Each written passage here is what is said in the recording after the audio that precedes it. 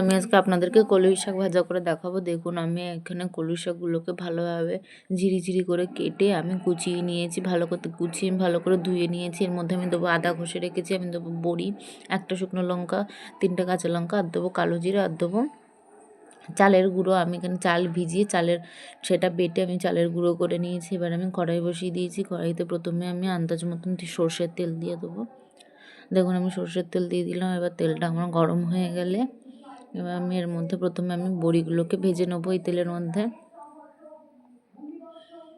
দেখুন গাইস আমি বড়িগুলোকে ভালোভাবে একটু লাল লাল করে ভেজে নিয়েছি। এবার আমি বড়িগুলোকে তুলে নিয়ে এবার আমি ওই তেলে প্রথমে আমি শুকনো লঙ্কা ফোড়ন দিয়ে দিলাম, তারপর আমি কালো জিরে ফোড়ন দিয়ে এবার আমি একে একে কলই শাকটা দিয়ে দেবো কেটে রাখাটা, দিয়ে এবার আমি একটুখানি নেড়ে চেড়ে এটাকে একটু ঢাকা দিয়ে দেবো যাতে আমার এটা সিদ্ধ হয়ে যায়। প্রথমে আমি আন্দাজ মতো নুন দিয়ে তারপর এটাকে আমি নেড়ে ঢাকা দিয়ে দিচ্ছি। এবার আমি ঢাকনা খুলে নিচ্ছি। দেখুন আমার এই শাকটা সিদ্ধ হয়ে কতটা কমে গেছে, আর এর মধ্যে জলও নেই, জলটাও শুকিয়ে গেছে প্রায়। এবার আমি এটা নামিয়ে নিয়েছি, নামিয়ে নেবো। এবার আমি ওই কড়াইতে প্রথমে আমি আন্দাজ মতন সর্ষের তেল দিয়ে দিচ্ছি,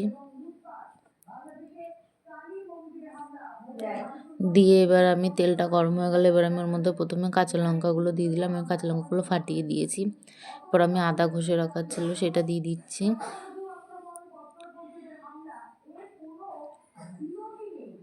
দিয়ে এবার আমি এটাকে একটু হালকা ভাজা ভাজা করে নিয়ে আদার কাঁচা গন্ধটা চলে গেলে এটার মধ্যে এবার আমি কলই শাক যেটা আমি সিদ্ধ করে রেখেছিলাম সেটা দিয়ে দিচ্ছি। দিয়ে এবার আমি এটাকে ভালোভাবে নেড়ে ভেজে নেবো, পুরো যতটুকু জল আছে জলটুকু পুরোটা শুকিয়ে নেবো।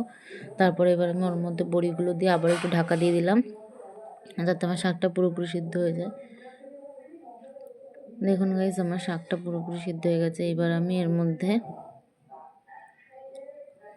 প্রথমে আন্দাজ মতন আমি চালের গুঁড়ো দিয়ে দিচ্ছি, আপনারা আপনাদের আন্দাজ মতন দেবেন। আমি একটু বেশি দিয়েছি যাতে এটা একটু হালকা পিছলা হয়। দিয়ে এবার এটাকে খুব ভালোভাবে নেড়ে নিতে হবে যাতে চালের গুঁড়োটা দলা না পাকিয়ে যায়। দেখুন খুব ভালো করে আমি নেড়ে এটা ভেজে নিই, তারপর আমি আপনাদেরকে দেখাচ্ছি। এই দেখুন গাইজ আমার এটা ভালোভাবে ভাজা হয়ে গেছে। আমি এটাকে ভালোভাবে মিশিয়ে নিয়েছি চালের গুঁড়োটাকে। দেখুন আমার শাকটা কমে ভাজা হয়ে কত সুন্দর হয়ে গেছে। এবার আমি এটা নামিয়ে পরিবেশন করে নিয়েছি। আপনারা এটা খেতে পারেন, এইটা শীতকালে গরম ভাতের সাথে খেলে আপনাদের খুব ভালো লাগবে ভিডিওটা। আর যদি ভিডিওটা ভালো লেগে থাকে অবশ্যই like, comment, share and subscribe করে দেবেন।